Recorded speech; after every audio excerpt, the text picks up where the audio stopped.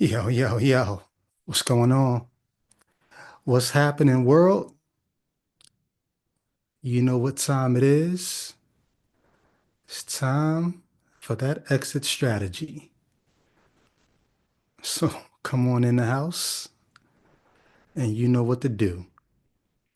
Greet somebody in reason's name.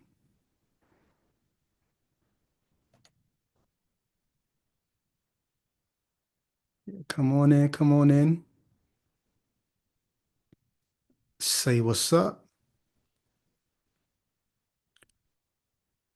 Now I'll be right with you. Just trying to set up a thing or two here.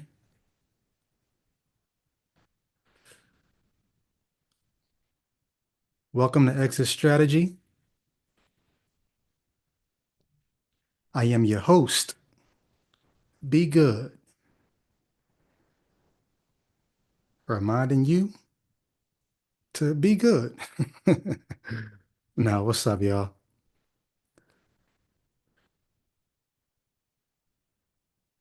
I had one show planned for tonight, but I think I'm going to do something different.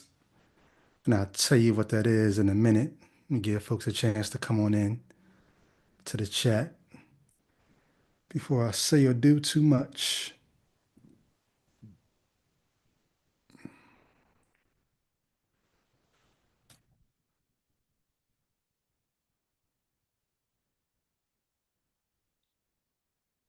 Bro Wonders, what's good? Tramview, what's happening? Zombie God. Wow. What's happening?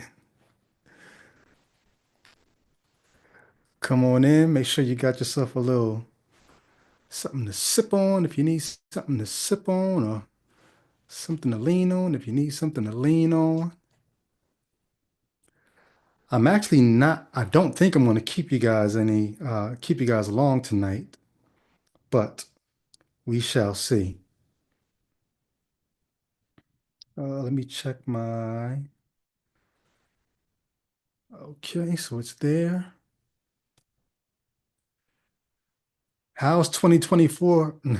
How's 2025 treating y'all? How are y'all handling living in Trump's America? I had a very good friend of mine tell me just yesterday, and I won't tell you who the very good friend is because you know him. Had a very good friend of mine tell me just yesterday that he was mistaken because he was trying to tell me last year, oh, you guys are making too big a deal about this Project 2025. You're making too big a deal about what Trump might do if he gets elected or after he got elected. The checks and balances that are in place are not going to allow him to do X, Y, and Z. And just yesterday, this friend said to me, "Oh my gosh, I was wrong." Um, I don't think, even though we knew that the things that are happening, we knew chaos was possible.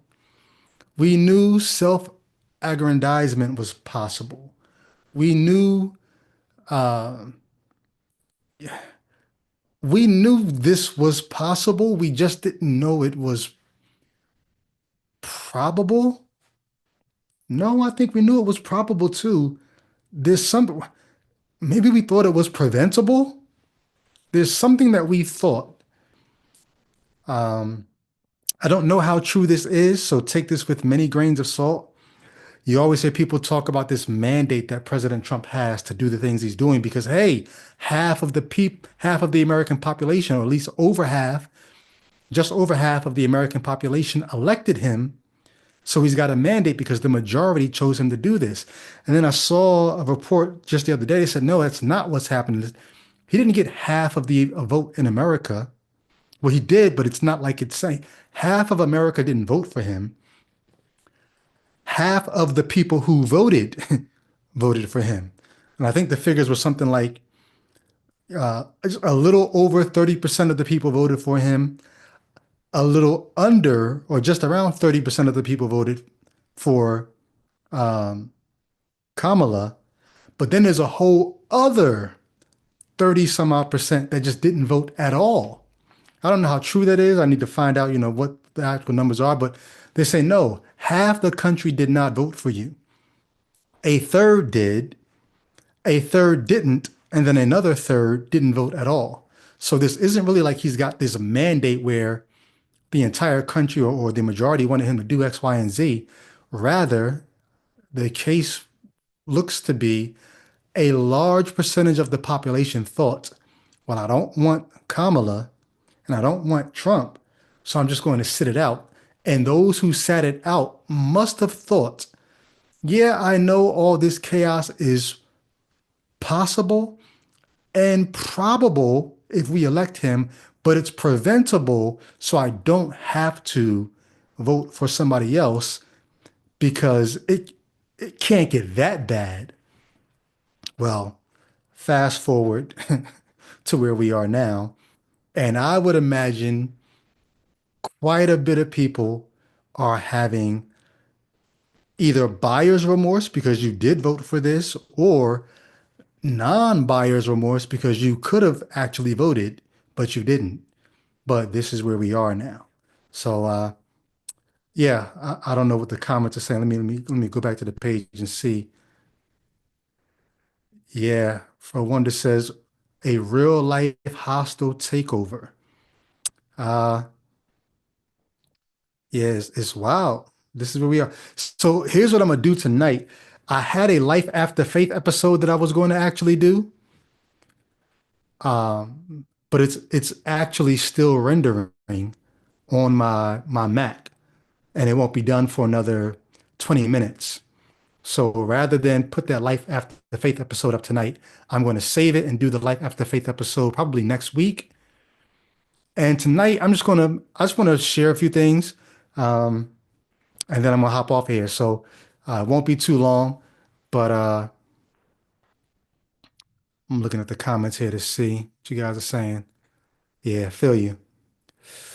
I called this episode tonight, The Bible is Clickbait, because a few days ago I posted, not posted, me and JR jumped on and we did a live episode. And it really was a clickbaity title. The title of the episode was JR Changes His Mind. And I had people on Facebook like, come on, he ain't changed his mind. If he did change his mind, he's not going to go tell you.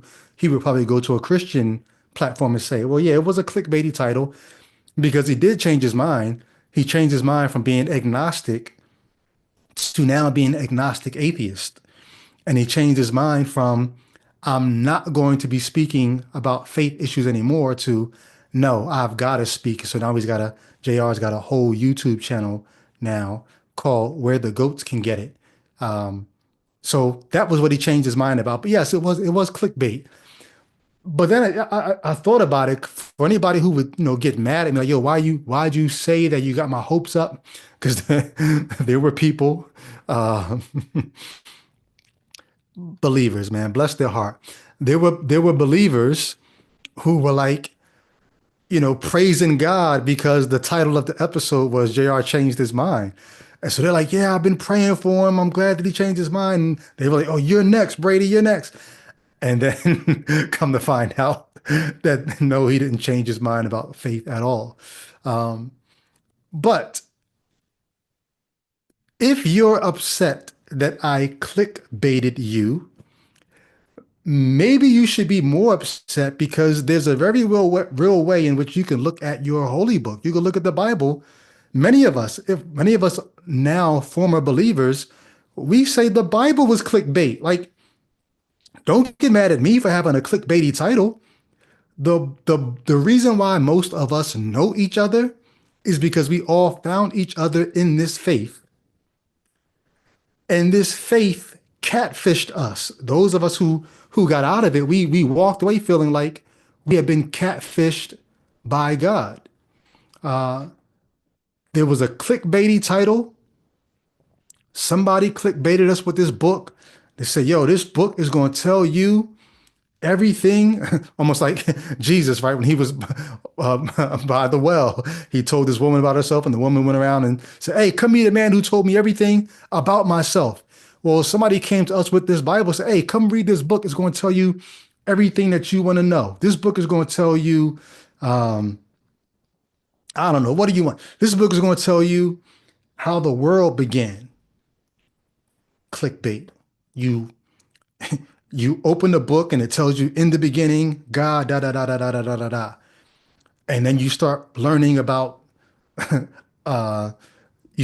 about astrophysics and you start learning about cosmology and you realize, oh, that's not how the world came to be. There was no there was no sun before the earth. I'm sorry, there was no earth before the sun like you have in Genesis chapter 1. Um, it was clickbait. It told you this is going to tell you how the world began. This is going to tell you how life began, right? God fashioned the man and breathed into his nostrils the breath of life, and then you start finding out, wait. Animals and human beings have a shared ancestry. I thought this book was going to tell me about who God is. You start finding out about the I am that I am, Yahweh, and the burning bush, and how he introduced himself to Moses. But then you study and you start hearing that, wait, this Yahweh character is an amalgamation of different gods, and he usurped the title from El, and there's a council of gods, and this book is going to tell you what your purpose is. This book is going to tell you why bad things happen to good people. And you get to the book of Job, and it's like, wait, that don't explain what we don't know why bad things happen. This book is going to tell you why good things happen to bad people, right? Psalm 73. I used to envy the wicked because nothing bad was happening to them. But then when I entered into the sanctuary of God, then I understood their end. But no, you enter into the sanctuary of God and you still see the wicked prospering and you don't really see them getting any kind of comeuppance. This book is going to tell you everything you need to know. Come read this book, give your life to this book. And then you get in it and you start realizing this was clickbait. You made me click on this book. And the deeper I get into it, the more I'm realizing this is not doing the thing that you said it was going to do for me. This is not answering the questions you said it was going to answer for me. In fact, this is giving me more questions than I had before. I got the questions I had before, and now I got questions about the book too, on top of those questions. How long do you stick around after clickbait? Sometimes I go to the comments on videos. You ever see those videos where it's like, wait for it? And so you click it and you're like, all right, I'm gonna wait for it, but the payoff better be worth it. And so you wait and sometimes you wait and you wait, and it's like, oh, I'm glad I waited because the payoff was worth it. The cat did do something, funny at the end of the video. Whatever the video is, you wait for it because it said wait for it. Well, the Bible ought to come with one of those wait for it captions because you wait for it and you're like, okay, is the thing going, is this the thing? Is it going to happen? Is it going to happen this Sunday? And some Sundays you go and you feel a thing. Oh, was that it? Was that the thing? And you get back out in real life and that thing is not really carrying you. Oh, come back, come back. Wait for it. It's going to happen. Uh, I want to see a meme with Jesus, like up in the clouds, a cosmic Jesus looking at planet Earth, just saying, wait for it. And there's a planet full of people looking at the sky like, is he going to come back this year? Like, you go to your social media and you see Christians, ooh, Trump just said the United States is going to take over the Gaza Strip. Is that prophecy? Is it? Wait for it. There's all these things you're waiting for. You're waiting for it to make sense. You're waiting for God to come back. You're waiting for healing. You're waiting for deliverance. You're always waiting for it. It's clickbait. How long do you wait? When the video says wait for it, how long do you wait? How long before you realize you got me? They got me. I just started going to the comments instead of waiting for it. I just started going to the comments, and all I need is just that one person that was thoughtful and kind enough in the comments to say, this was clickbait. And then I know, okay, now I don't have to watch the video and wait for it. Somebody in the comments told me this was clickbait. That's sort of what these videos that we do on Ichabod and on Jay Witch channel and uh, the counter apologists. We're the people in the comments telling other people, the people who are waiting for it, if they just scroll down and see a video like this or see the counter apologists, we're the people in the comments saying it was clickbait. Don't waste your time waiting for it.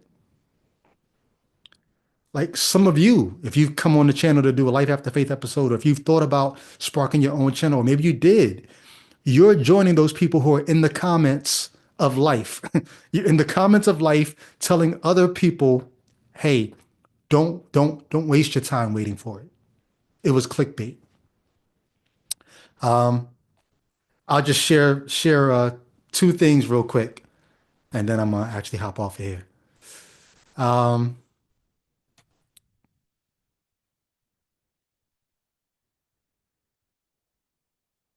I'm sorry, I'm just got back to the comments. I'm not looking at the comments, but then I just saw a few. All right, so I'm gonna share these real quick and then let you guys go back and enjoy your evening.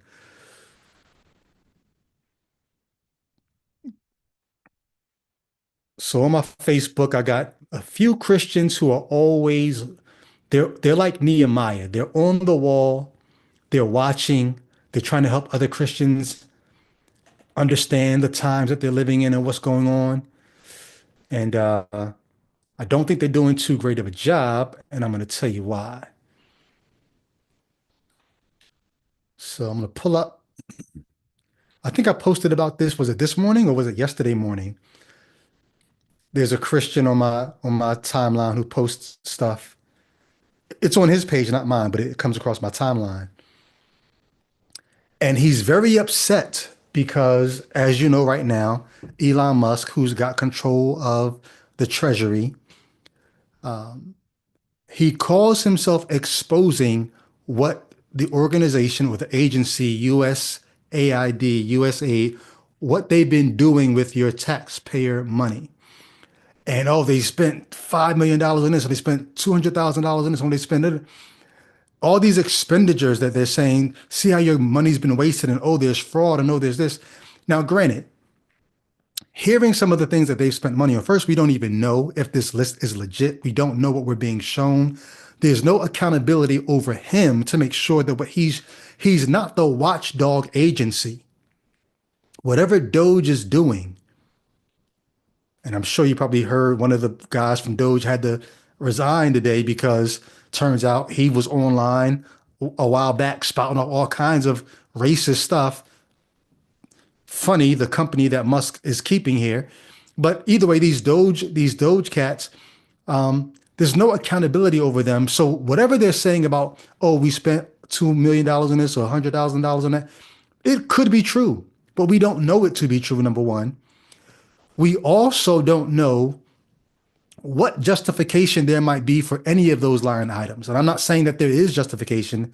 I'm just saying you can't in one weekend go in and get the list of what they spent money on and say, see, it was a waste because they spent it on this and then this and this and then this. You don't understand what they're doing. It's what they call soft power. These are the things that you do around the world to show goodwill and to shore up societies and communities and so to keep wars from jumping off that you have to now send troops over to get involved in. So you don't know why they're doing these things, but either way, that's the backdrop. Elon Musk is exposing all these line item expenditures for the USAID agency.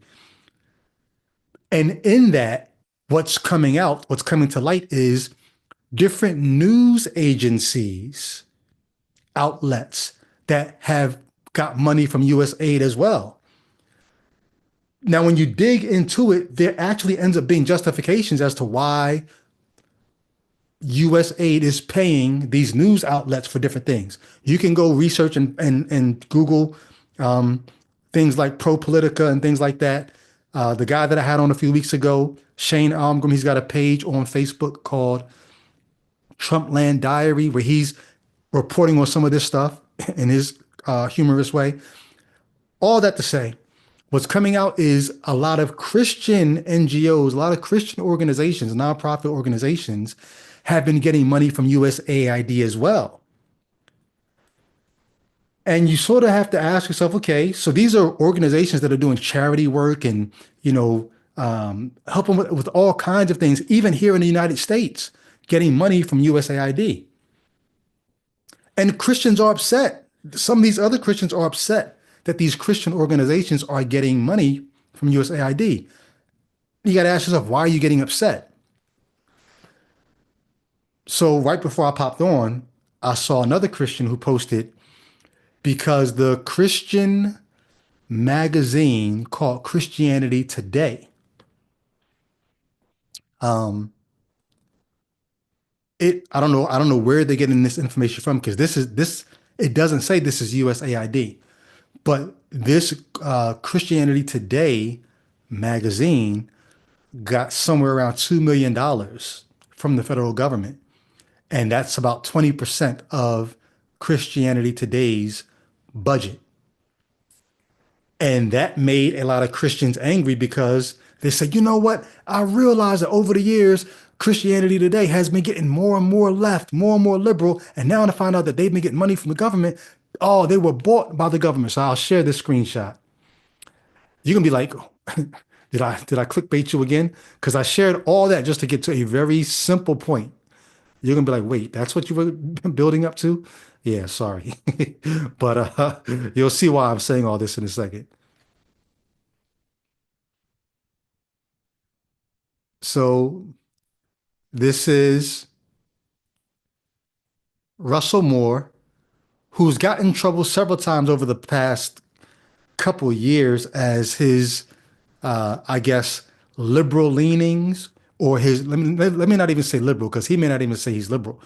His progressiveness, his progressive Christianity has sort of made a show lately in the last couple of years. And so now to find out that Russell Moore is also the editor of Christianity Today. And so they put up this post said, bought and paid for the fall of Christianity Today and Russell Moore. So now that it's come out that he's taken money, 20% of this magazine's budget has somehow, we don't know why, we don't know what the connection is. 20% of their budget has come, they're saying, we don't know how true it is, but these are the reports that are going around. 20% of his budget for the magazine is coming from the federal government. And that for them is proof that he's been bought and the magazine is paid for by the government. That's why you find left-leaning ideas, progressive ideas, when you see the magazine sort of kind of giving a nod to evolution and things like that. Oh, that's why, because they've been paid for. Who was it? Candace Owens, who said in a recent podcast that there's a war on Jesus in the United States. So these kind of people love these kinds of finds because it makes them feel much more persecuted. I think it was today that I see that today that once again you don't know if what you're seeing online is true or not, but I saw something that said Trump signed an executive order to begin to crack down on anti-Christian something in the United States. I probably should Google it before I talk more about it, but I saw that and I didn't care to trace it, but it just came down. Um, is that true? Do you guys know what I'm talking about? Did that really happen? Um, Trump executive order. And just put an anti-Christian and see if anything comes up. I saw it. I don't know how true it is. You can never. Yeah, 8 hours ago. Trump announces executive order creating task force to eradicate anti-Christian bias. What the hell does that mean? He signed an executive order, so now there's going to be a task force to eradicate anti-Christian bias. We have no idea what the hell that even means, but That's a scary idea. Like you hear Christians say sometimes to skeptics and outspoken atheists, ah, see, you're coming at the Bible because you know Christians aren't going to do nothing, but you wouldn't say what you're saying about you wouldn't do what you're doing to Christianity to Islam because you know some. And the Christians, me and Jay Witt talks about this a lot. Christians often say that as if they wish they could be as brutal as Muslims would be to people who, let's say, burn the Quran or something like that. Well, an executive order like this almost makes you wonder, are you now about to try to be like, are you going to try to crack down on any speech that can be taken as an anti-Christian bias? Like, what are you doing there? So, all that being said, one last screenshot. The same person that said, ah, Christianity Today was bought and paid for by the government. That's why they're so progressive. That's why they're so left. That's why they're so. That same post had this to say, and it made me think. I'm going to be talking about what I'm about to say right now, probably for the rest of this year. There's several things I'm going to be talking about for the rest of this year. One of them is this the Bible as clickbait. We're going to be talking about that.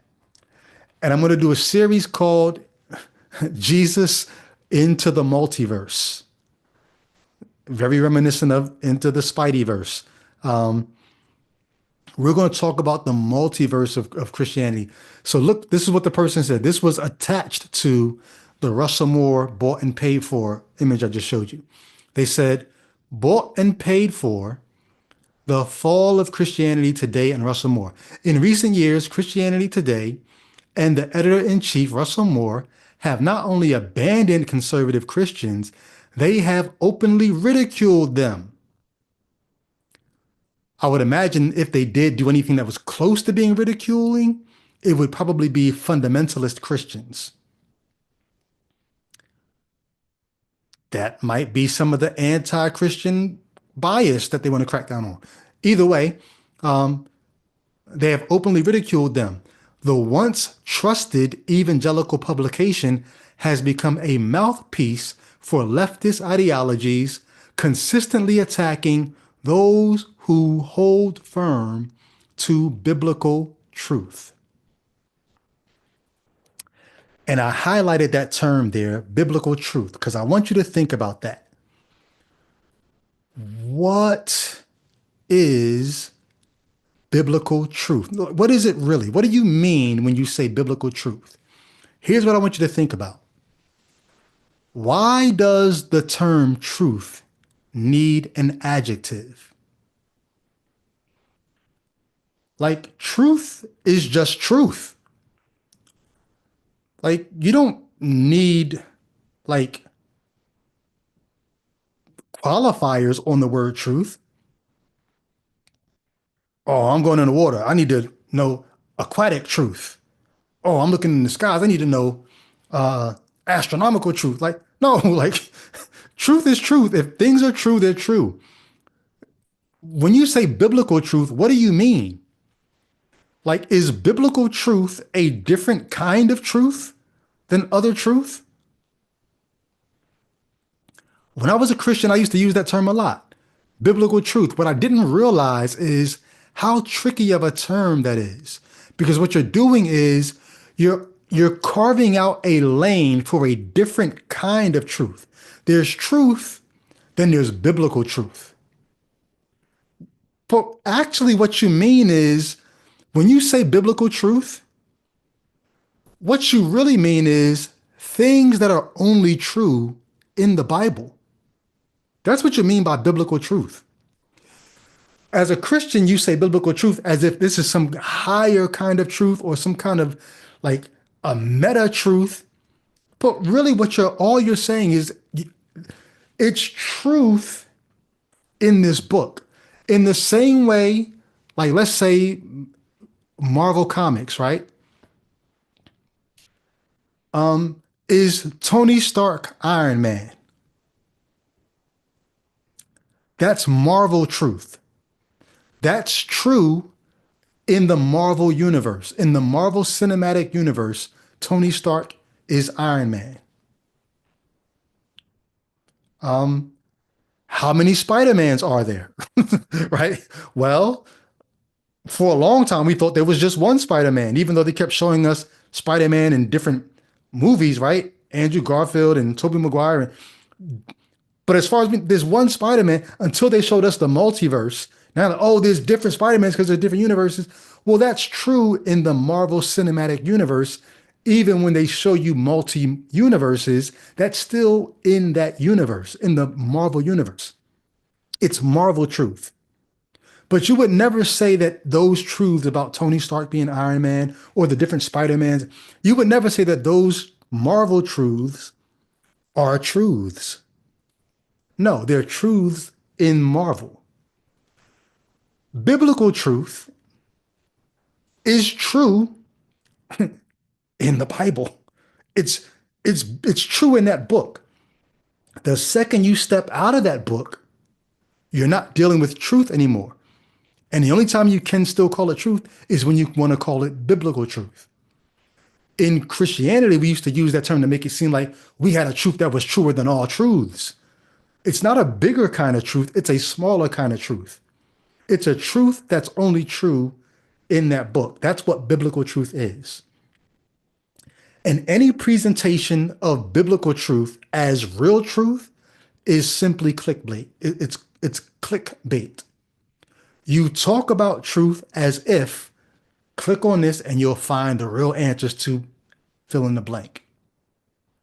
What they don't tell you is, oh no, sorry, that was only biblical truth. And you've got a world of people right now fighting to make biblical truth be treated like truth. Like the only adjective you can put on truth and it actually work is the word true. True truth. That's what truth is. It's just true. Anytime you've got to carve out the truth, oh, it's this kind of truth. No, it's not a bigger truth. It's not a truer truth. It's a less truer truth. It's true only in that sense. And so I'm going to spend a lot of time this year talking about the clickbait of the Bible. I'm going to spend a lot of time this year talking about biblical truth, that smaller truth. It's true in that book. It's not true outside of that book. And Jesus and the multiverse. And I can't wait to record some of these. Some of them will be live, some of them will be recorded. But that's what we're going to be kicking it on this year. Uh, Myth Vision, my guy, what's up? Brady is spitting that truth. Brady is the truth, spitting truth. Thank you, my man. Appreciate you, yo. So yeah, like I said, not gonna keep you long tonight. Uh, any other super chats, get them in because I'm actually coming in for a landing here. Thank you guys for tuning in. We got much more good stuff coming. Make sure you subscribe to this channel, like while you're here. Join the Patreon. Oh, I didn't say this before. A lot of the stuff that I've been dropping, we've got behind the scenes, the JR interview that I did last year, behind the scenes, that kind of stuff. More from the Life After Faith episodes. If you're not a Patreon, you're going to be missing out on a lot of the behind the scenes or just extra overflow content because some of the episodes get long. I'm going to start doing shorter episodes too. So that stuff is coming. But if you're not a Patreon, join the Patreon at $5. You can become part of the Ica Squad, or $10, you could become Icafant. That's what's up. All right. Me no see no more super chats coming in. So I'm going to go and enjoy my night. Hope you enjoy yours, and I will catch